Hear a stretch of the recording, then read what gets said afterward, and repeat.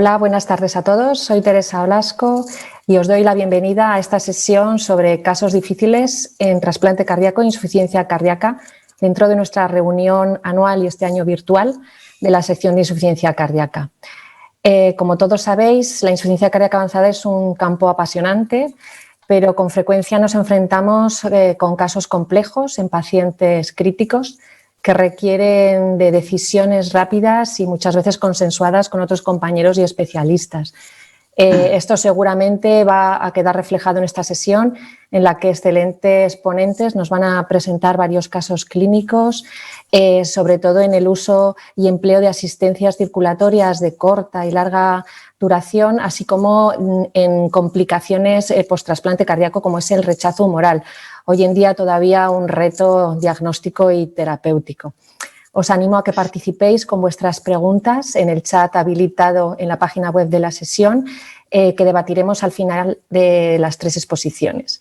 También os recuerdo que cuando termine la reunión quedará colgado en la página web el vídeo de la misma para posteriores consultas. Sin más, os voy a presentar a nuestros ponentes. En primer lugar, el doctor Antonio Grande Trillo, del Hospital Virgen del Rocío de Sevilla, nos va a presentar un caso clínico sobre asistencia circulatoria de corta duración como puente al trasplante. Posteriormente, el doctor Couto Mayón, del Complejo Hospitalario Universitario de A Coruña, nos va a presentar otro caso clínico de asistencia circulatoria, en esta ocasión de larga duración, como terapia de destino. Y para finalizar, la doctora Elena García, del Hospital Universitario de Bellvitge, Barcelona, nos presentará un caso de rechazo humoral en trasplante cardíaco. Y sin más preámbulos, doy paso a Antonio, que nos presente la primera exposición. Muchas gracias. Hola, ¿qué tal? Buenas tardes, muchas gracias, Teresa. Lo primero, agradecer a la organización el poder participar. Además, esta mesa a mí siempre me ha parecido súper interesante y de verdad que lo agradezco. Me toca la zona de una asistencia de corta duración, como bien has dicho, no tengo conflictos de interés y yo he titulado mi caso en concreto, un título que creo que viene muy al cuento actualmente, que es lo que nos faltaba, la gripe, ¿no? Se trata de un varón de 50 años, como veis ahí, sin antecedentes relevantes de interés, solo consumo previo de tóxicos y quizás los antecedentes familiares son los más relevantes en este paciente, con una madre con una cardiopatía que fallece en la 5ª década, una tía materna igual y un hermano con una miocardiopatía dilatada no isquémica. Este paciente debuta en septiembre de 2016 con clínica clara de insuficiencia cardíaca, como podéis ver en la placa claramente congestiva y un soplo sistólico en foco mitral. Un electro, como veis ahí, que con sus 50 años, pues a destacar pues, los datos de dilatación de la aurícula izquierda y como veis ahí también tiene un bloqueo de rama derecha y un hemibloqueo anterior y un PR un poquito justito que no llega a los 200 milisegundos por poco. Un poquito trastorno de la conducción, un poquito llamativo para la edad del paciente. La ecocardio, como veis ahí, una disfunción ventricular izquierda muy severa, una disfunción ventricular derecha muy ligerita e insuficiencia de las 2 válvulas AV. Y como era de esperar, pues una coro sin lesiones. Se instauró tratamiento médico, obviamente, las dosis máximas toleradas, como veis ahí, dosis muy bajitas de fármaco, mucha furosemida, por el contrario, como veis ahí la placa, el paciente se consigue estabilizar desde el punto de vista de la insuficiencia cardíaca y conseguimos una mejoría, como es obvia, importante. El paciente queda en una clase funcional 2, pero como veis ahí con tensiones muy, muy bajas que no nos permiten pues, titular todo lo que nos gustaría el tratamiento, ¿no? Tampoco es candidato a un resincro, como habéis visto. A los 3 meses de tratamiento nos encontramos con esto. Nos encontramos con que el paciente, pues el ventrículo derecho ha vuelto totalmente a su normalidad, la insuficiencia mitral ahora es ligera, pero como veis ahí, pues persiste una disfunción ventricular izquierda importante que en 3D la cuantifican como bastante severa, ¿no? Le dan un 15% en 3 dimensiones, 2 de algo más optimista. Con esto, pues obviamente, lo primero que hicimos fue solicitar un implante de DAI en prevención primaria. El paciente, deciros que de entrada lo rechazó, entendió para qué era el desfibrilador y optó por, antes no le iba a causar una mejoría en su estatus funcional, pues por no implantárselo. Y lo segundo que hicimos fue pedir un estudio genético porque, bueno, creo que hay banderas rojas que nos dicen que este paciente pues, parece tener una miocardiopatía de origen familiar, ¿no? Sin embargo, mientras esperamos el estudio genético, que en mi centro al menos tarda bastante, pues el paciente, como veis, al año siguiente, más o menos un año después del debut, empieza a ir bastante mal. el paciente evoluciona a peor clase funcional, sigue con disfunción ventricular severa pese al tratamiento médico, tendencia a hipotensión, como veis ahí, péptidos muy, muy altos, y empieza con datos de fallo anterógrado, con síntomas de bajo gasto, con lo que decidimos ponerle el primer ciclo de levosimendan, como veis ahí, el 9 de enero de 2018. A raíz de ese ciclo ya decidimos hacer un estudio pretrasplante cardíaco en ese mismo ingreso. Como veis ahí, no hay nada reseñable del estudio. Deciros que es un paciente de muy poco peso, como veis, 65 kilos, unos 75, más bien bastante delgadito. CMV negativo, también para los 50 años, como cosa a reseñar. Y un cateterismo derecho sin hipertensión pulmonar y sin datos tampoco llamativos, ¿vale? Con todo y con eso, el paciente sigue empeorando a lo largo del mes de enero y decidimos en febrero incluirlo en lista de espera electiva de trasplante cardíaco. Y más o menos de forma paralela llega el resultado del test genético que nos dice que tiene una variante claramente patogénica en el gen de la alamina. Con todo eso, se discutió en la misma sesión de inclusión del paciente en lista de espera que quizá el paciente debiera ponerse un desfibrilador y así se lo transmitimos mientras esperaba el corazón también en lista de espera. Con estas el paciente, pues como veis ahí, una semana después ingresa a implantarse el desfibrilador y nos dice, bueno, que lleva un par de días con diarrea, pero que se encuentra bien, que es una cosa leve y que tal.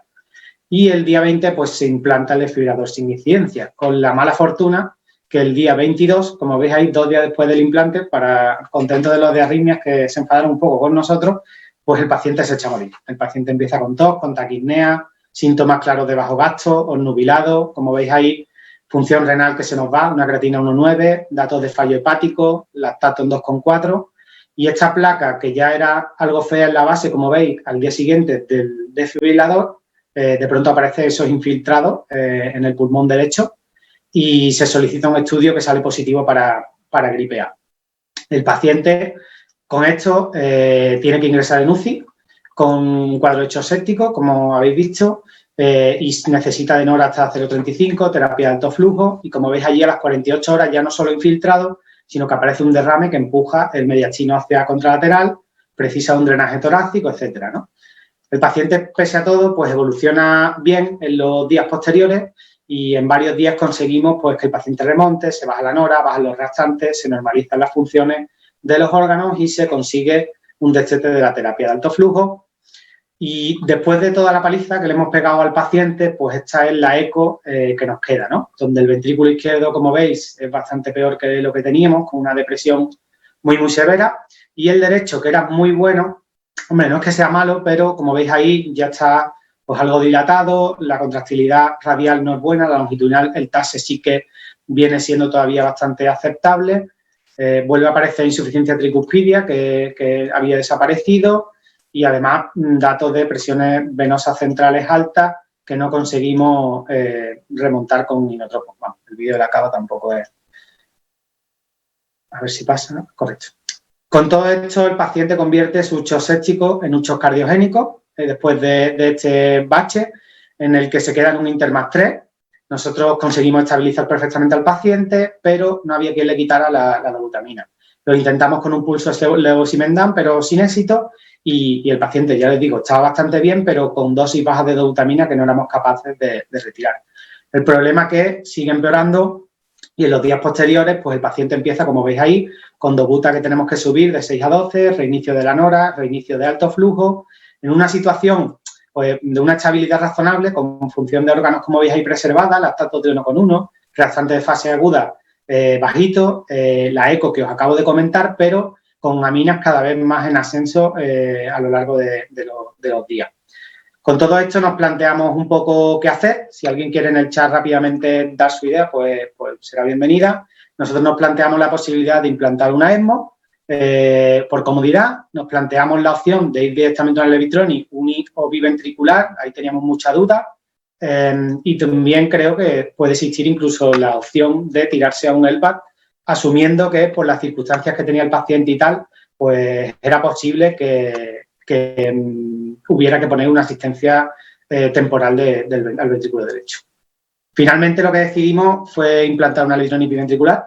Como veis ahí más o menos, a la derecha estoy poniendo la cronología, llegó en torno a un mes después del ingreso y el paciente evolucionó bien, pero en una ET que hicimos más o menos a las 36 horas después del implante, pues se vio lo que vamos a ver ahora, un derrame pues pericárdico bastante importante en la zona de ventrículo derecho, que como veis aquí, pues hacía un colapso parcial solo del ventrículo derecho, nada de la aurícula izquierda, de manera que el derrame parecía no interferir pues, con la cánula de la arteria pulmonar, que tiene un flujo continuo, y aquí tenéis las fotos del Doppler, tanto de la cánula venosa como de la cánula arterial del lado derecho, donde parece que no había problemas con el derrame, ¿no?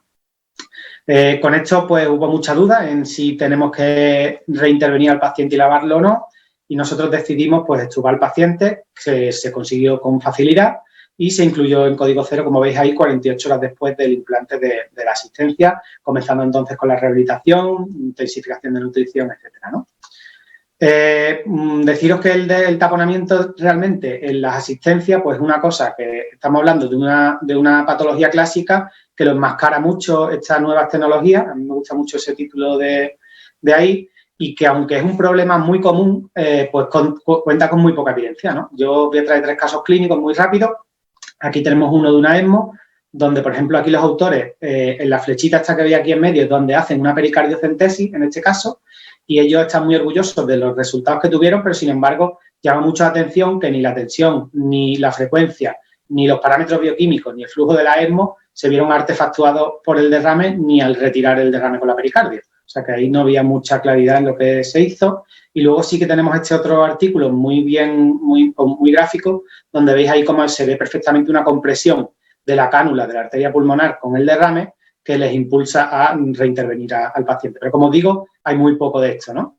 Esto, si bien no es de corta, me resultó bastante interesante como para traerlo, y creo que viene un poco al cuento, a ver si el vídeo carga, que es que se ha descrito que hay variaciones en la pulsatilidad con la expiración y la expiración, no me carga el vídeo, lo siento, que pueden traducir un taponamiento y que más o menos simula pues lo que sería la onda E y la onda A de la ecocardiografía clásica, ¿no? Con lo cual, los signos de taponamiento del soporte circulatorio, hay que oír un poco de los signos clásicos que pueden estar enmascarados, pues sería el pulso paradójico, la ingurgitación yugular. Esto obviamente te lo puede enmascarar una asistencia, y hay que estar muy atentos cuando tengamos pues caídas de flujo o tensión que no responden a reposición de volumen. Lo del límite de pulsatilidad sería otro factor a tener en cuenta si estamos hablando de una de larga duración, o aumento súbito de presión auricular derecha, y cobran especial relevancia, como hemos visto en nuestro caso en concreto con la ET, pues las pruebas de imagen, ¿no? Sin embargo, deciros que no nos salió muy bien la jugada. Como veis ahí, al día siguiente ya no era solo derrame pericárdico, sino que apareció un derrame pleural masivo del pulmón izquierdo esta vez, no tenía nada que ver con el pulmón donde más afectado de la gripe, digamos, con una anemización muy importante. Tuvimos que transfundirle 4 concentrados con muy poco rendimiento, la habilidad hemodinámica, etcétera, y aquí obviamente no nos quedó más remedio que reintervenir al paciente y volver a empezar. Se reintervino extrayéndose un derrame pleural, como veis ahí, muy cuantioso, y se observó que esto provenía de un sangrado activo a nivel de la cánula del apeo, un babeo pequeño pero continuo, que fue el culpable de todo esto, ¿no?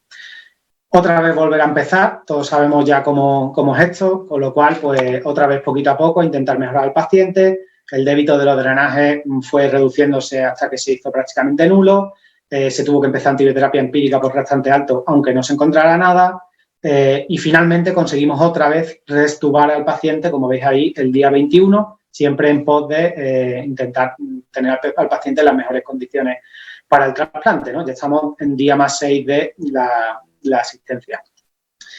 Sin embargo, otra vez, como veis ahí, se nos volvió a llenar el pulmón izquierdo, esta vez menos cuantioso, esta vez sin derrame pericárdico y esta vez con menor repercusión clínica. Nos planteamos mucho qué hacer aquí, esto fue otra vez una duda, si volver a reintervenir, qué hacer, y al final, pues lo que decidimos hacer en este caso fue una evacuación. Hicimos una toracocentesis poniendo un tubo en un drenaje nuevo, y como veis ahí se evacuaron 900 centímetros cúbicos de derrame, como veis ahí claramente hemático, una hemoglobina de 4, y a partir de ahí se intentó buscar TTPA muy bajos, lo justito para el electrónico, un roten normal, controlar lo mejor posible al paciente, un manejo agresivo de la anemia, y así permaneció el paciente 48 horas bastante estable hasta que, gracias a Dios, pues el día más 10 de la asistencia del implante, después de 8 días listas, llegó a nuestro corazón, ¿vale? ¿Cómo llega a nuestro paciente? Pues ahí lo tenéis, ¿vale? El paciente llegó extubado, con terapia de alto flujo, no muy alta, movilizando los 4 miembros, consciente y orientado, como era de esperar con anemia, si bien no muy importante, cerca en torno a 9 gramos de hemoglobina, reactante en fase aguda bajo, lo más importante, función hepática y renal conservada, y quizá lo que más, lo peor que tiene el paciente cuando llegó a nuestro trasplante fue su grado de nutrición, ¿no? Como veis, hay unas proteínas totales muy bajas y el paciente, que ya de por sí era un paciente muy delgado, pesaba 65 kilos, lo recuerdo, pues 10 kilos había perdido en todo el proceso de la Levitroni, el shock séptico y, como veis ahí, 1 mes y pico de ingreso que llevaba a su espalda, ¿no? De hecho, os traigo de las proteínas totales porque me ha parecido muy curioso. No es realmente un gran marcador de nutrición. Yo sé que hay algunos mejores, pero como es el que más se solicita y el que está más disponible y el que más seriado lo tenía el paciente, pues os traigo, ¿no? Aquí veis cómo las proteínas totales de nuestro paciente, cuando empezó a empeorar de la insuficiencia cardíaca, claramente empeoran hasta el punto en el que ingresa nuestro paciente con unas proteínas totales prácticamente normales, ligeramente bajas. El shock séptico lo hunde por completo. Luego, nuevamente, conseguimos mejorar al paciente. Esto es un poquito el reflejo de la lucha constante que tenemos con estos pacientes para mantenerlos en buenas circunstancias.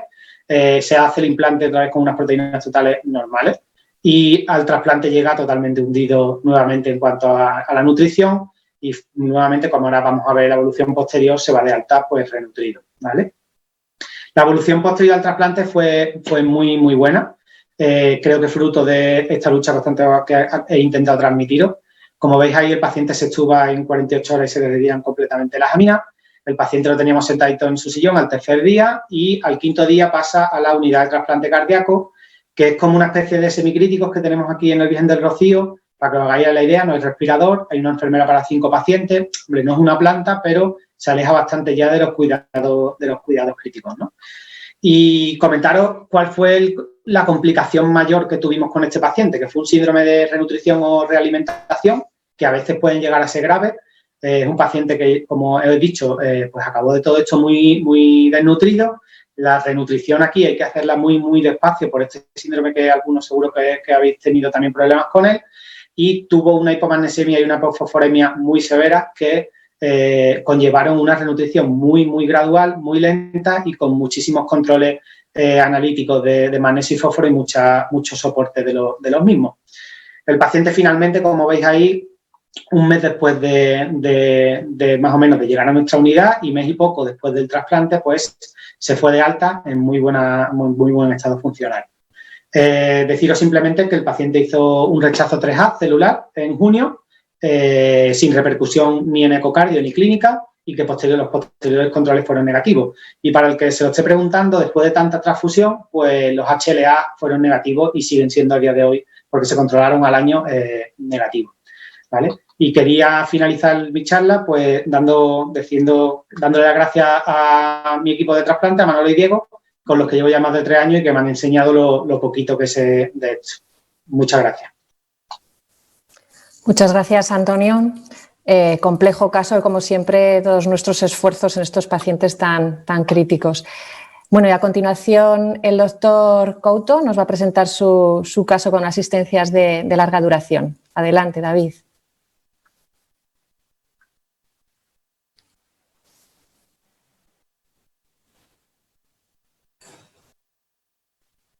Hola, buenas tardes. Sumarme a los agradecimientos por la oportunidad de participar en esta reunión con este caso clínico complejo, que la verdad es que siempre aprendemos mucho. No hay conflictos de interés relativos a esta presentación. Bueno, se trata de un varón, vamos a ir en las características basales a contarlas rápido, un varón de 71 años con una disfunción ventricular severa de origen isquémico, una fibrilación auricular paroxística, y que se encontraba en una situación de insuficiencia cardíaca avanzada, en una situación Intermax 3, y como antecedente relevante tenía antecedente un adenocarcinoma de próstata que se había intervenido mediante una prostatectomía radical. Tras el estudio de su situación clínica, se decide implantar una asistencia ventricular como terapia de destino, encontrándose el paciente ya en situación de Intermax 2, y se utiliza una técnica de toracotomía lateral y mini-esternotomía superior. Se inicia la anticoagulación con heparina a las 24 primeras horas, según el protocolo, y posteriormente, el día 9 del posoperatorio, se inicia el acenocumarol. El paciente se va de alta hospitalaria 35 días después del implante con esos datos de asistencia ventricular, una velocidad de 2.800 revoluciones por minuto, potencia de 4.1 vatios y un flujo estimado de 3.6 litros por minuto, con una LDH al alta de 625 unidades litro. En enero de 2019 se produce el primer reingreso porque se produce un aumento de la LDH coincidiendo con unas determinaciones de INR bajo. El paciente se encontraba hipertenso y teníamos bajo flujo en los parámetros de la asistencia. Un flujo de 3 litros por minuto y un flujo valle inferior a 2 litros por minuto. Entonces nos hacía pensar la posibilidad de que existiese una trombosis y nosotros seguimos en nuestro centro el algoritmo que propuso el doctor Rame. Lo primero que hicimos fue iniciar heparina intravenosa y monitorizar estrechamente al paciente, controlamos la tensión arterial para ver si efectivamente la sospecha de trombosis se resolvía o no. El paciente, se pudo resolver, se inició tratamiento antihipertensivo, se inició heparina intravenosa y en el ecocardiograma existía una descarga adecuada del ventrículo izquierdo, se había reducido un 20% el diámetro diastólico respecto al ecocardiograma preimplante, se incrementó el flujo de la asistencia y los valores del LDH descendieron a los valores basales. Por lo tanto, consideramos el episodio como resuelto y añadimos otro agente antiagregante. En febrero de 2019, el paciente tiene otra alarma por bajo flujo. Tenía en este momento un INR de 2.34, la hemoglobina estaba estable y se evidenciaba un nuevo incremento de la LDH. Entonces el paciente estaba completamente estable, decidimos ingresarlo para completar los estudios. Esto es el logfile, el análisis del logfile, en el que vemos una clara disminución progresiva del flujo de la asistencia con una potencia que se mantenía constante. Y entre los estudios que realizamos se realizó un angioTAC de tórax en el que no pudimos observar lo que señalo aquí, la anastomosis del injerto de salida de la asistencia ventricular con la aorta ascendente no era normal. Estaba muy angulada y estaba estenosada. Entonces, lo que habíamos encontrado efectivamente es que el ángulo entre la aorta ascendente y el injerto de salida era de 90 grados. De las diferentes angulaciones que se han investigado para analizar el impacto que tenían en los resultados de asistencia, se ve que una angulación excesiva de 90 grados está asociada a una mayor turbulencia de flujo y a un mayor estrés por rozamiento en la pared, aumentando la probabilidad de trombosis del dispositivo. Y además lo que observamos fue que existía una estenosis moderada a nivel de la anastomosis del injerto de salida con la aorta ascendente. El paciente durante ese ingreso también presenta una clínica de mareo y debilidad de hipoestesias en la mano izquierda y se realiza un TAC cerebral normal, un Doppler de troncos supraórticos que evidencia una estenosis preoclusiva de la carótida interna derecha que no se había detectado en el estudio pretrasplante y se realiza un angioTAC craneal que vemos ahí la presencia de las lesiones. Se realiza ante el diagnóstico de AIT con una estenosis preoclusiva carotidia, se decide realizar un neurointervencionismo percutáneo y se implanta un stent carotídeo. Después del implante, el paciente se anticoagula con acenocumarol nuevamente, se integra con aspirina y recibe clopidogrel. Con esto se produce una anemización que requiere transfusión de concentrados de Matías. La sangre cultaneces es positiva y se realiza un estudio endoscópico, una colonoscopia y una endoscopia digestiva alta que identifica un pólipo colónico como posible origen del sangrado.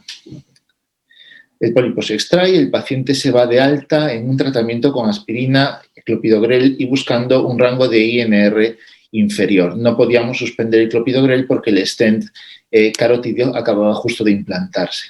Los parámetros de asistencia al alta eran estos: una velocidad de 3.000 revoluciones por minuto, una potencia de 4.7 y un flujo estimado de 2.8. Continuaba siendo bajo.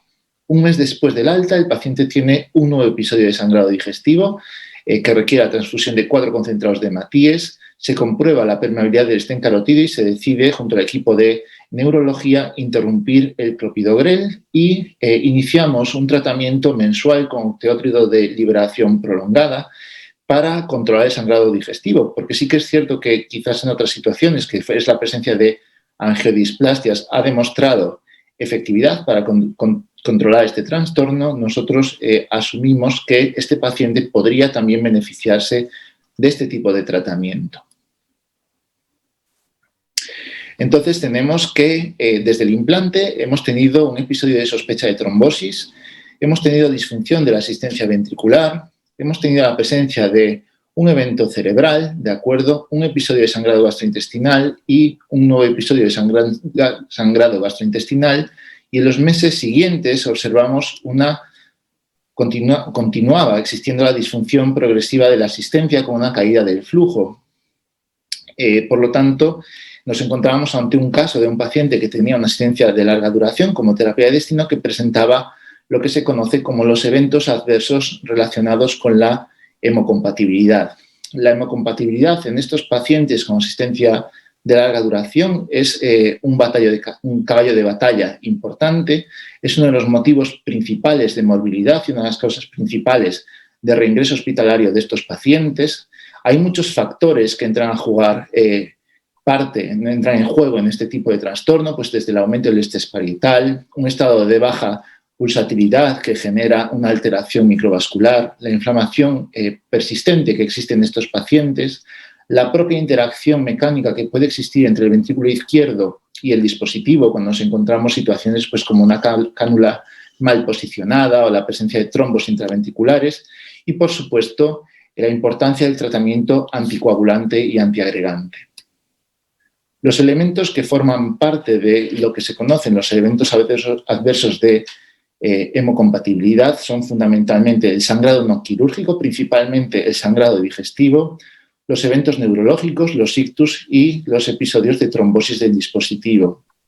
Y debido a que es una relación muy compleja, todos estos elementos se encuentran bastante relacionados, de tal manera que si nosotros ponemos en marcha estrategias para tratar uno de estos elementos, pues disminuimos el umbral de anticoagulación para evitar episodios de sangrado digestivo, podemos aumentar el riesgo de ictus isquémicos y podemos aumentar el riesgo de trombosis de la bomba. El impacto total que tienen estos elementos en la morbilidad y la mortalidad de estos pacientes se valora mediante un score ponderado, estratificado, en el que cada uno de los elementos se cuantifica en función de la relevancia clínica que tiene el paciente. Es decir, vemos pacientes con estrato leve, estrato número 1 que es leve, estrato número 2 que es moderado, un 3A y un 3B. Si sumamos todos estos elementos, tenemos lo que se conoce como el score de hemocompatibilidad de los pacientes, que analiza la carga total de eventos adversos de hemocompatibilidad que tienen estos pacientes. Y nuestro paciente había presentado 2 episodios de sangrado gastrointestinal, un ictus no incapacitante y una disfunción de la bomba atribuible a trombosis. Por lo tanto, podemos considerar que nuestro paciente tenía una puntuación de 6 puntos.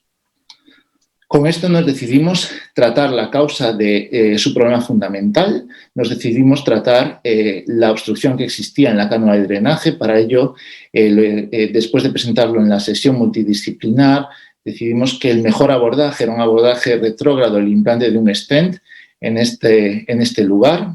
De este modo se implantó inicialmente un dispositivo de protección cerebral y posteriormente se realizó la cateterización retrógrada del injerto de salida. Esta es la lectura de las presiones que existían en el injerto de salida con una sistólica de 200 milímetros de mercurio.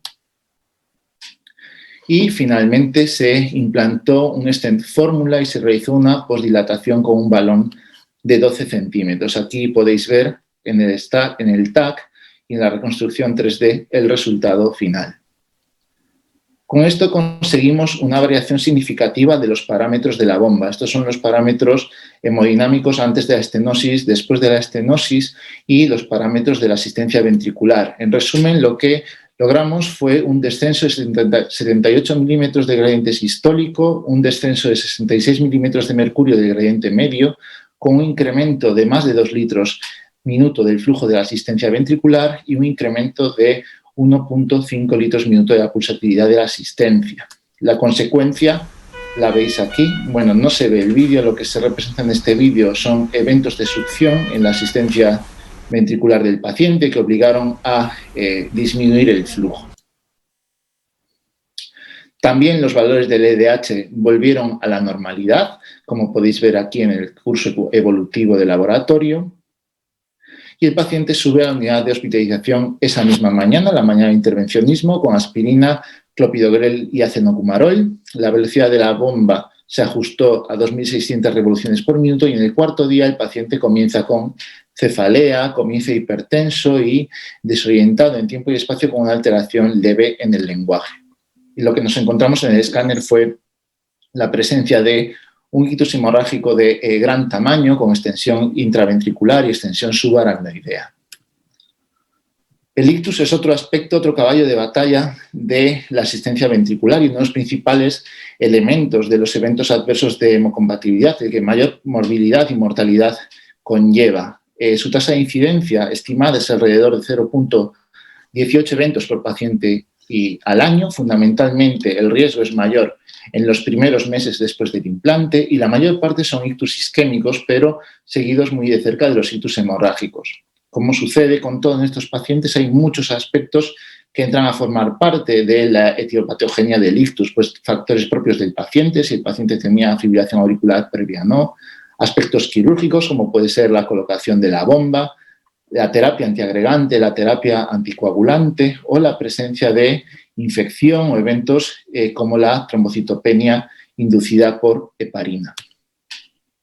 Este es el algoritmo que seguimos en nuestro centro para el manejo de los déficits neurológicos agudos en nuestros pacientes. Pues, en primer lugar, se realiza un escáner, se contacta con el especialista en neurología, se realiza una escala MIS y se ve en función de si el ictus es hemorrágico o es isquémico, la actitud varía. En nuestro caso, el paciente tenía un ictus hemorrágico, estaba anticoagulado y estaba antiagregado. Por lo tanto, lo que hicimos fue revertir la anticoagulación con complejo protrombínico y vitamina K y además administramos desmopresina acetato. Con esto conseguimos revertir la coagulopatía y a las 48 horas reiniciamos el clopidogrel.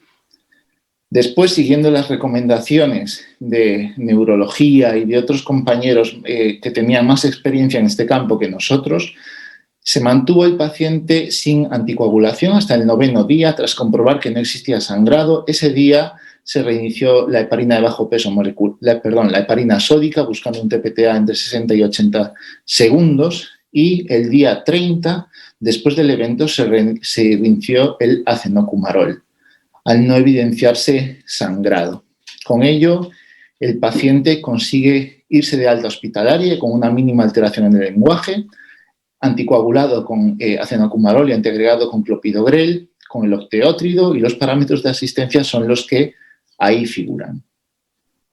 En febrero de 2020, 8 meses después de este evento, el paciente tiene una nueva clínica neurológica. A las 8 de la mañana presenta afasia y desviación de la comisura bucal, llega a urgencias, donde remite la clínica, pero posteriormente se reinstaura y se evidencia en el estudio de neuroimagen que existe una trombosis en tándem de la arteria carótida izquierda y arteria cerebral media izquierdas, con un ictus de importante tamaño, en este caso un ictus isquémico.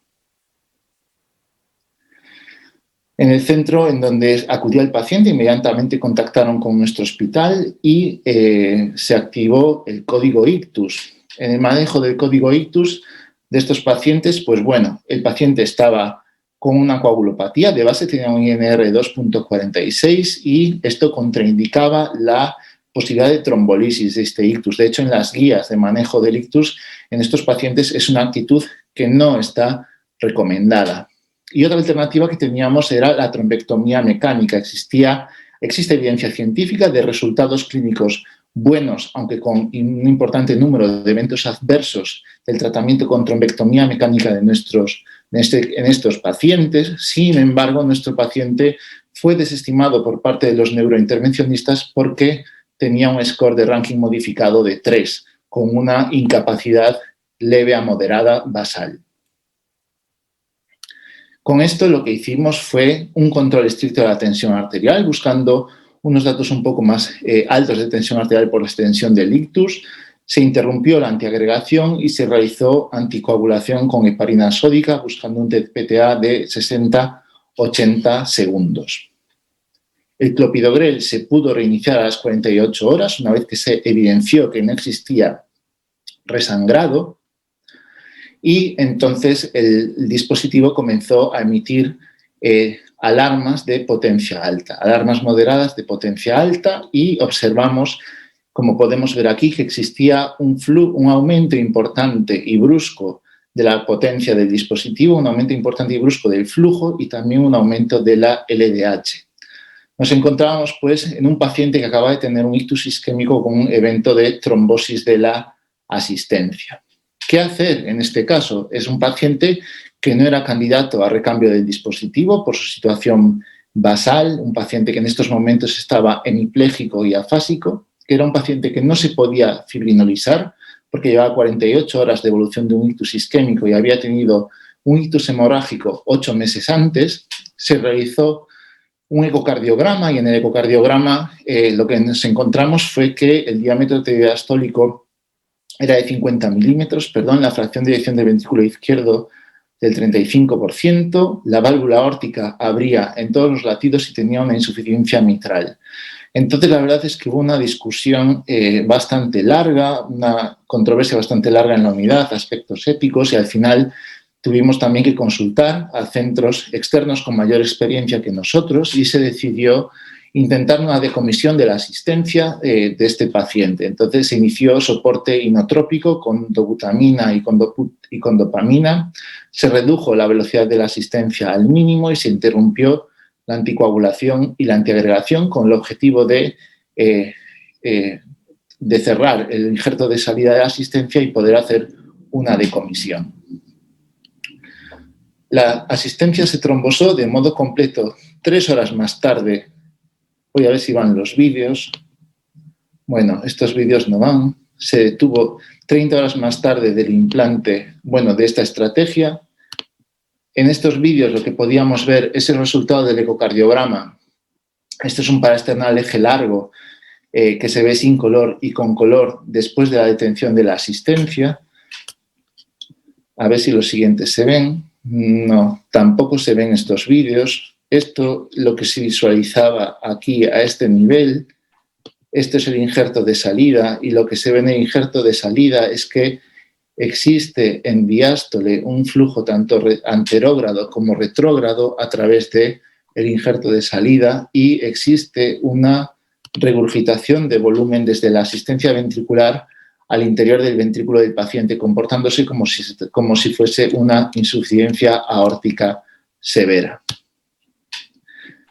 Con todo ello, nuestro paciente desafortunadamente entró en una situación de fracaso multiorgánico sin retorno y fue exitus, 1 año y 6 meses después del implante del dispositivo. Es un paciente que presentó una serie de complicaciones, entre ellas 2 de las complicaciones más severas que pueden presentar estos pacientes, que son ictus isquémicos y ictus hemorrágicos. Veis que supone la principal causa de mortalidad de los pacientes soportados y cómo impacta en la supervivencia de estos pacientes. Esta es la curva de supervivencia en pacientes que no tienen eventos neurológicos y el aumento de mortalidad que se produce después de un evento de ictus isquémico y el aumento de mortalidad después de un ictus hemorrágico. Como conclusión es decir que los eventos adversos relacionados con la hemocompatibilidad son una manifestación compleja de la interacción entre la asistencia y el paciente, que en él influyen muchos factores, aspectos quirúrgicos, aspectos perioperatorios, el tratamiento de insuficiencia cardíaca y el tratamiento antitrombótico, son unas principales causas de mortalidad en estos pacientes y que las características de la población candidata a terapia de destino muchas veces aumenta la incidencia y la severidad de estos eventos. Muchas gracias por vuestra atención, nada más. Muchas gracias, David. Tu caso pone de manifiesto el complejo caso y el exquisito equilibrio a veces que hay que tener en estos pacientes, ¿no? Entre la anticoagulación, las hemorragias, los ictus. Bueno, luego a ver si tenemos un poquito de tiempo y podemos comentar más el caso. Bueno, y damos paso para finalizar a la doctora García, que nos va a presentar un caso de trasplante cardíaco con rechazo humoral. Adelante, Elena, cuando quieras. Muchas gracias por la presentación, Teresa. Bueno, pues yo os voy a presentar un muy interesante caso de trasplante cardíaco con rechazo humoral. Bueno, pues tenemos una paciente de 43 años que era natural de Ecuador y tenía 2 hijos. Esta señora en 2013 debuta con una insuficiencia cardíaca de debut y se le diagnostica de una miocardiopatía de Chagas en fase dilatada con disfunción biventricular pues, muy severa. En aquel momento se empieza tratamiento pronóstico y la verdad es que la paciente se mantiene estable más o menos hasta 2018. En este momento pues, presenta un claro empeoramiento de la presión funcional. Se evidencia que tiene una insuficiencia mitral muy severa, como podéis ver en los vídeos de la ecocardiografía, y se decide implantar un MitraClip, aunque queda con una insuficiencia mitral, a pesar de MitraClip, bastante importante residual, y se decide también implantar un DAI en prevención primaria. A pesar de ello, la paciente continúa en una clase funcional avanzada, con insuficiencia cardíaca refractaria, y se decide derivar a nuestro centro como centro de referencia para estudios de opciones avanzadas. En marzo del 2019 la ingresamos en nuestro centro y realizamos todas las pruebas complementarias para evaluar si era candidata a un trasplante cardíaco o una asistencia de larga duración. Se le hacen todas las pruebas complementarias. La señora tenía algo de hipertensión pulmonar, pero era reversible. El tacto abdominal era normal. Tenía una serología para CMV positivo. Era un grupo 0 positivo. Y en el Luminex lo que vimos es que tenía positividad para anticuerpos anti-HLA de tipo 2 en una dilución 1/4, pendiente del informe definitivo al alta. Con todo esto, no había ninguna contraindicación para un eventual trasplante, así que se presenta una sesión conjunta y se decide pues, que la paciente es candidata a entrar en lista electiva. En ese momento lo que hacemos es contactar con el equipo de inmunología para hablar del tema del Luminex y nos dicen verbalmente que el PRA por CDC pues, es negativo y que podemos estar tranquilos. 8 meses más tarde, el 9 de noviembre de 2019, la paciente pues, acaba trasplantándose de manera electiva con un tiempo de isquemia de 220 minutos y con un crossmatch por CDC que es negativo. En cuanto a la evolución después del trasplante, pues presentó una moderada disfunción del ventrículo derecho que pudimos resolver con inotropos durante unos días y sildenafilo. En este contexto presentó pues, un fracaso renal agudo bastante importante con un pico de creatinina de 338 y que esto influyó en que se retrasó el inicio del tacrolimus. Se pudo extubar de manera precoz y se realizó un esquema de inmunosupresión habitual, inducción con basiliximab, corticoides, tacrolimus que se pudo introducir el 5º día post-trasplante y micofenolato. Se realizaron las profilaxis habituales y al salir de alta de la UCI la paciente pues, presenta una ecografía con buena función biventricular, algo de insuficiencia mitral y algo de insuficiencia tricuspidea. Se programa una primera biopsia endomiocárdica por protocolo el día 11 post-trasplante cardíaco. Justo después, 24 horas después de haber realizado la biopsia endomiocárdica, pues la paciente presenta un episodio de fibrilación auricular rápida que además la inestabiliza hemodinámicamente, nos obliga a retirar la isoprenalina, empezamos amiodarona, con esto revierte el ritmo sinusal, pero se queda con tendencia a la bradicardia y nos obliga a estimulación a través de los cables epicárdicos del marcapasos. En este momento se realiza una ecografía, lo único que vemos, aparte de que tiene buena función biventricular, es que tiene una hipertrofia ligera moderada del ventrículo izquierdo sobre todo.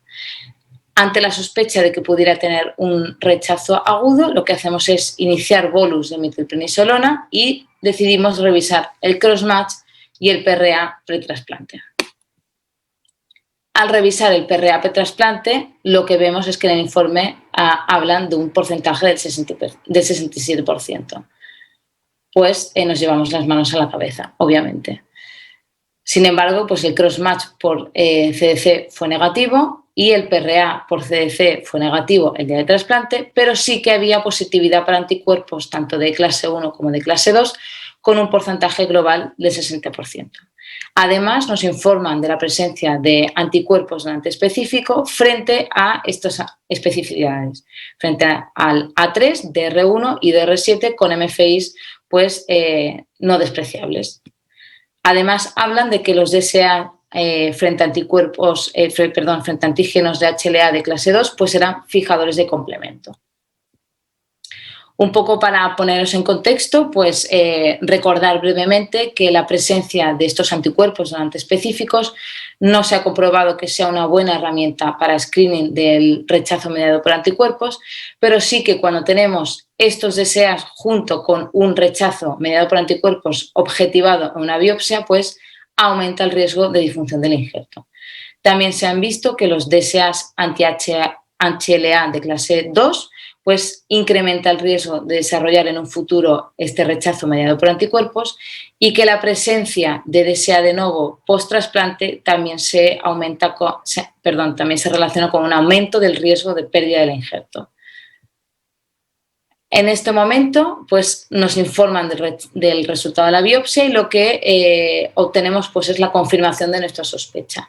La paciente tenía un rechazo celular de grado 2R debido a un infiltrado linfohistocitario intersticial que era leve a moderado, pero difuso y con daño miocítico asociado y que pues, se había ya iniciado en los bolus de metilprednisolona que se completaron durante 3 días.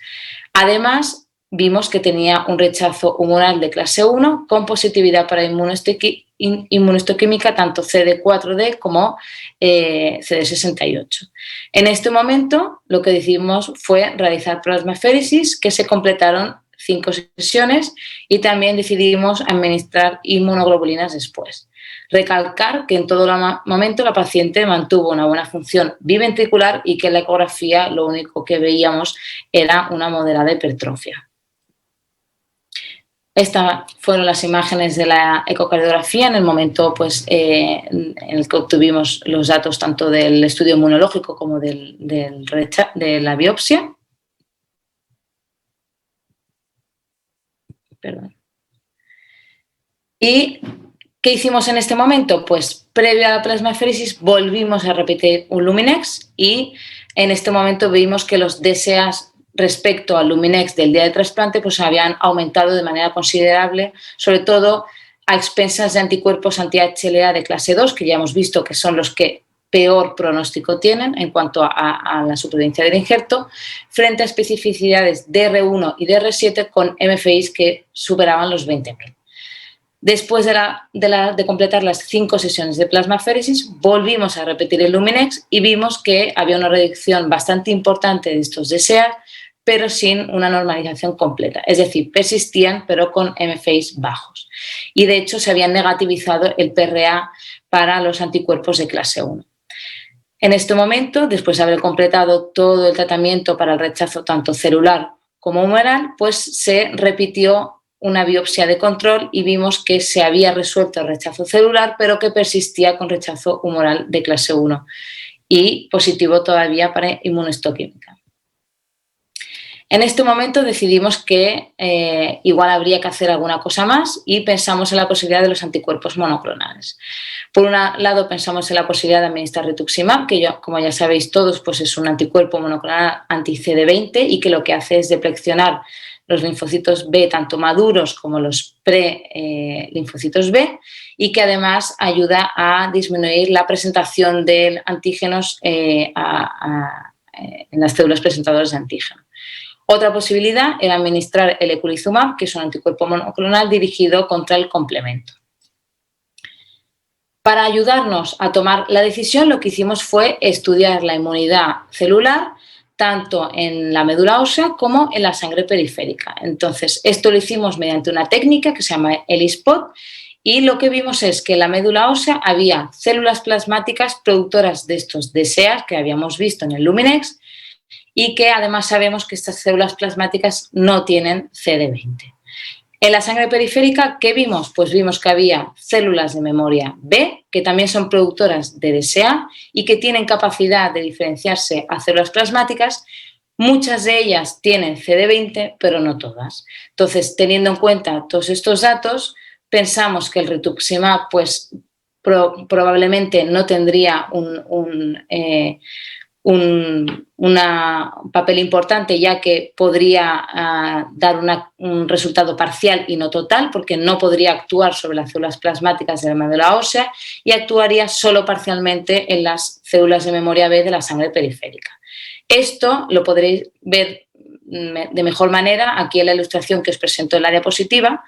Aquí en la parte de la izquierda lo que vemos es la inmunofluorescencia tanto de las células plasmáticas de la médula ósea como de las células de memoria B de la sangre periférica, produciendo DSAs frente a las especificidades DR1 y A3.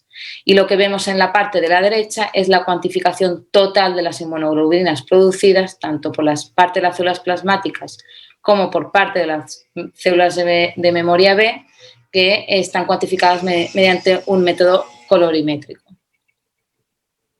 Por tanto, pues rituximab no lo dimos como opción y nos quedaba el eculizumab. En este momento la paciente presentó una sobreinfección respiratoria por un virus respiratorio sincitial y además había presentado una leucopenia bastante importante en contexto de todo el tratamiento inmunosupresor y de las profilaxis. Teniendo en cuenta que la paciente se mantenía hemodinámicamente estable, tenía buena función biventricular, pues pensamos no administrar el eculizumab, ser conservadores y evitar así posibles efectos secundarios. ¿Qué pasó con la paciente? Pues después del tratamiento con la plasmaféresis y las inmunoglobulinas, la paciente no volvió a presentar más episodios de FA, se fue a casa con una frecuencia en torno a 75 latidos por minuto con necesidad de teofilina. Como ya he comentado, presentó una leucopenia importante con un nadir de 1.200 células y que obligó a ajustar el micofenolato, retirar el vaganciclovir y el cotrimoxazol durante unos días y que además nos obligó a administrar filgastrin. Se fue con buena función biventricular al alta y con unas arterias coronarias sin lesiones. Antes del alta volvimos a repetir la biopsia endomiocárdica, que continuaba mostrando que no tenía un rechazo celular significativo, pero persistía todavía el rechazo humoral de grado 1. Posteriormente, ya de manera ambulatoria, 3 meses después del trasplante, la paciente pues ya negativizó y no presentaba el rechazo humoral. Posteriormente, pues como ya sabéis, vino el COVID-19, no pudimos realizar ninguna biopsia de control y en octubre de este año volvimos a repetir otra biopsia en la que seguía sin tener ni rechazo celular significativo y tampoco rechazo humoral. Volvimos a repetir el Luminex y vimos que solo tenía positividad para anticuerpos anti-HLA de clase 2, como el Luminex previo, y que además habían ido reduciendo también significativamente. Un poco para concluir, pues me gustaría recordar que el rechazo humoral sigue siendo una entidad muy compleja, que además hay que entenderla como un proceso que es un continuo. Necesitamos biomarcadores fiables para poder hacer un diagnóstico. La presencia de los DSA pues, confiere un peor pronóstico y además estos DSA, si lo tenemos en presencia de un rechazo mediado por anticuerpos, incrementa el riesgo de disfunción del injerto.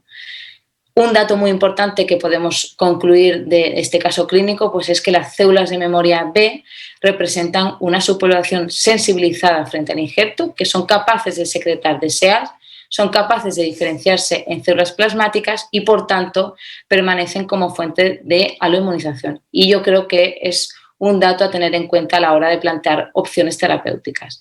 ¿Cuál sería el tratamiento ideal?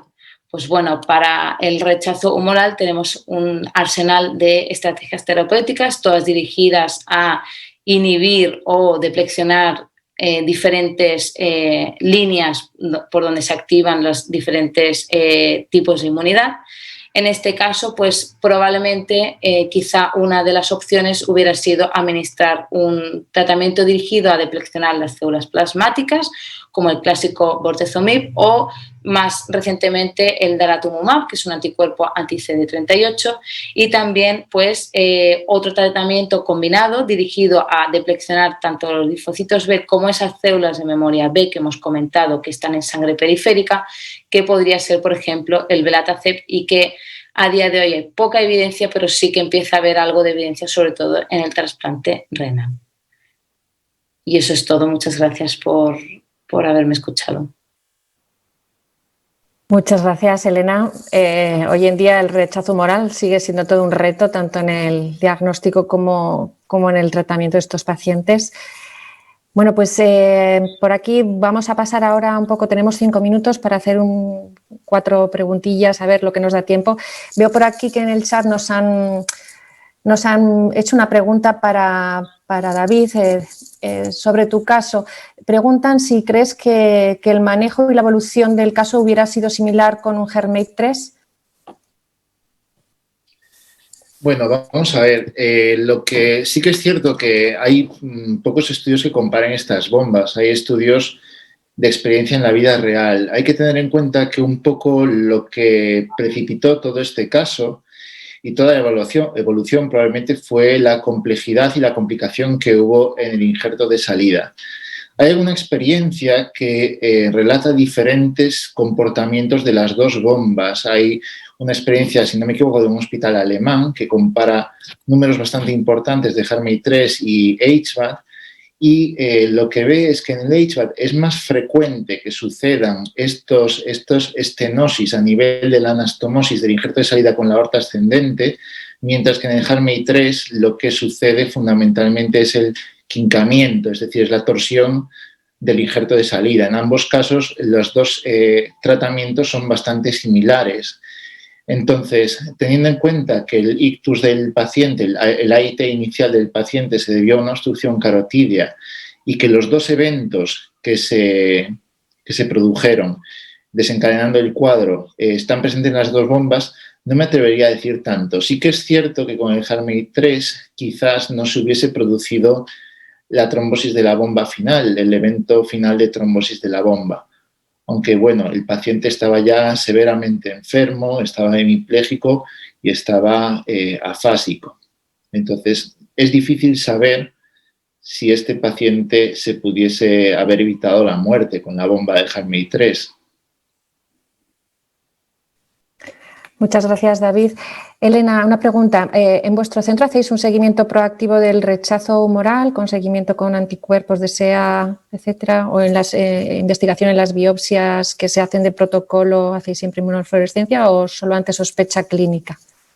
Pues en las biopsias siempre se hace por protocolo, estudio del rechazo humoral, y para el seguimiento de SEAS lo hacemos únicamente en caso de transfusiones, que haya habido un cambio clínico o que haya una sospecha alta, o cuando, por ejemplo, en la biopsia no nos quede claro, porque tampoco haya rechazo humoral claro, pero que también esto se ha visto que a veces la presencia de SEAS pues puede ser como un estadio subclínico antes de encontrar realmente un rechazo humoral en la biopsia.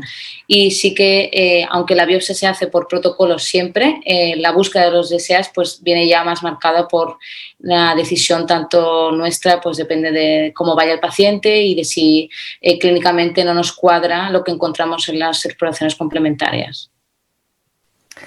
Pues muchas gracias. Ya no nos queda más tiempo para más preguntas. Agradeceros a los 3 vuestras exposiciones, que han estado estupendas, y a todos los asistentes por la participación, vuestra atención, y nos vemos en próximas sesiones. Muchas gracias. Muchas gracias. Gracias. Gracias.